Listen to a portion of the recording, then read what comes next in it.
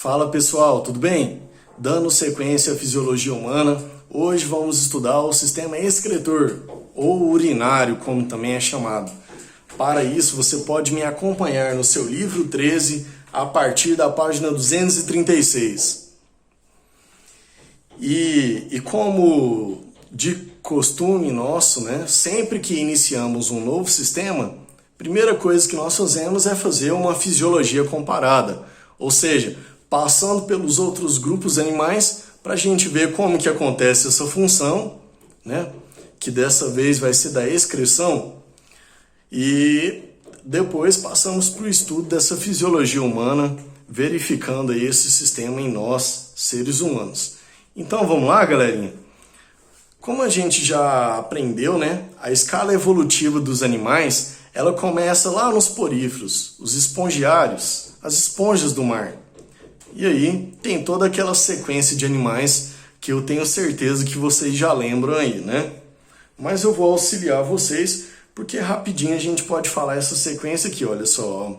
Poríferos, quinidários, plateumintos, nemateumintos, moluscos, anelídeos, artrópodes, equinodermos e cordados. Lembrando que dentro dos cordados nós temos cordados invertebrados, peixes, anfíbios, répteis, aves e mamíferos, representando desde aí dos peixes os cordados vertebrados, certo?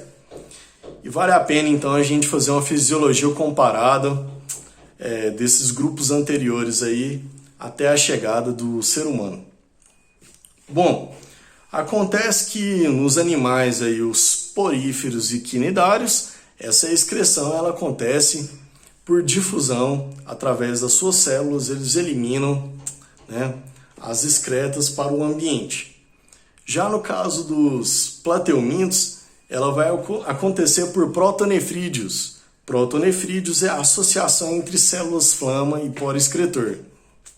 Nos nematóides vai ocorrer por células em H ou renete. Nos moluscos ocorre por nefrídeos. Nos anelídeos também por nefrídeos. Nos artrópodes depende de cada artrópode. No caso dos insetos ocorre por túbulos de Malpighi. No caso dos aracnídeos, glândulas coxais. E nos crustáceos, glândulas antenais. Já nos cordados, essa excreção ela vai acontecer por órgãos especializados chamados rins.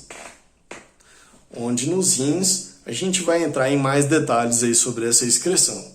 Pronto, olha, foi rápido, Em questão de 2 minutos aí nós fizemos uma revisão geral de como que ocorre a excreção no mundo animal.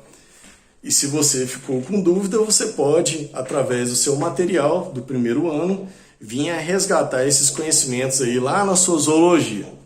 Mas enfim, o que é excreção, Excreção, turma, é uma função básica e essencial ao organismo. Consiste em eliminar excretas. Excretas são substâncias geradas pelo próprio corpo através do seu metabolismo, ou seja, através do seu funcionamento. Acontece que o nosso corpo, através dos seus sistemas e órgãos, ele é muito eficiente em todas as funções que ele faz, mas ele acaba gerando resíduos porque o seu rendimento não é 100%. A sua funcionabilidade não é 100%, acaba assim gerando alguns resíduos. Dentre esses resíduos, nós temos, por exemplo, o próprio gás carbônico, que é a nossa principal excreta, o nosso principal metabólito gerado pelo corpo. Mas não é a nossa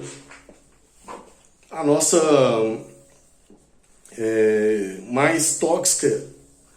A nossa mais tóxica excreta, o nosso mais tóxico metabólito a ser eliminado.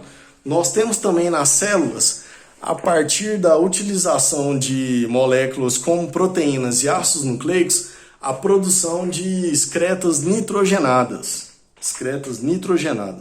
Elas são basicamente de 3 tipos: amônia, ureia e ácido úrico. Nessa mesma sequência que eu falei, nós temos o grau de toxicidade delas. A amônia mais tóxica, seguido pela ureia e por fim o ácido úrico, que é a menos tóxica dessas 3. Nessa mesma sequência nós temos também a necessidade de água para a solubilidade dessas excretas, de forma que elas possam ser eliminadas sem causar aí efeitos danosos à saúde, ao metabolismo do indivíduo. Então a amônia, por ser a excreta mais tóxica, é aquela que depende de mais água para ser solubilizada e metabolizada. Na sequência, nós temos a ureia com a necessidade intermediária e o ácido úrico com a menor necessidade de água para sua solubilidade e metabolização. Até por isso, o ácido úrico é uma excreta nitrogenada que é insolúvel, mas o seu poder de toxicidade é baixíssimo, certo?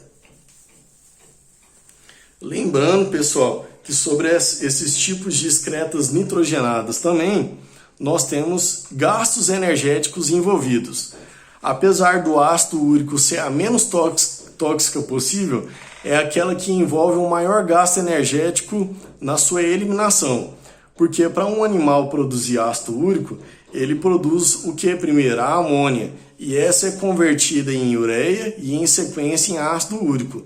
E essas conversões elas acabam envolvendo gastos energéticos para o animal.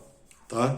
Então, de acordo com uma evolução, adaptação, cada animal vai eliminar o seu tipo de excreta envolvido com o ambiente em que ele vive, com o tipo de alimentação que ele tem e com um gasto energético que é possível, que é compatível a ele, certo? Então, podemos citar aqui alguns exemplos de animais aí que eliminam cada um desses tipos de excretas. Nós temos o quê? Que a maioria dos animais marinhos eliminam principalmente a amônia. Principalmente a amônia como excreta nitrogenada. Nós temos que os animais aí, os répteis e as aves, eles eliminam ácido úrico. E os mamíferos, como o próprio ser humano, eliminam principalmente ureia. É claro que vai depender muito do que o ser humano consome, mas a principal excreta nitrogenada produzida por nós é a ureia. Então acontece que se você pega aí como exemplo um animal, aí, um jacaré, que se enquadra como réptil, a excreta nitrogenada principal dele é o ácido úrico e que conclusões nós podemos tirar sobre isso? Que é a excreta menos tóxica possível, que é uma excreta insolúvel, então ele não necessita de muito gasto de água para estar eliminando e metabolizando essa excreta. Isso vai de associação com o fato de que esse animal, muitas das vezes, ele e os seus próximos aí, evolutivamente, não poderão estar ausentes da água por vários períodos, afinal são animais com grandes adaptações para a convivência em ambientes áridos. E nós podemos concluir também que é o tipo de excreta aí que esse animal ele vai gastar muita energia para ser eliminada, porque todos os animais produzem primeiro a amônia, em sequência essa poderá ou não ser convertida nas outras excretas, mas é claro que envolve o quê? Um gasto energético, tudo bem? Então essa é a nossa introdução, fazendo aí uma fisiologia comparada no mundo animal, tá? Lembrando o que é excreção, falando sobre os tipos de excretas, as suas informações associadas e quais animais que excretam, que eliminam cada uma dessas excretas nitrogenadas, amônia, ureia e ácido úrico, certo? Bacana, galerinha! Partindo aí para a fisiologia humana, o nosso sistema excretor ou urinário, ele é composto de quais órgãos? Ele é composto dos rins, que são 2, dos ureteres, que são 2, da bexiga e da uretra, tá? Cada um desses órgãos aí com uma função importante a se desempenhar nesse sistema excretor ou urinário, certo? Bom, pessoal, os rins, eles terão a função de quê? De estar filtrando o sangue, para que essas excretas nitrogenadas possam ser retiradas da circulação sanguínea e eliminadas do nosso corpo.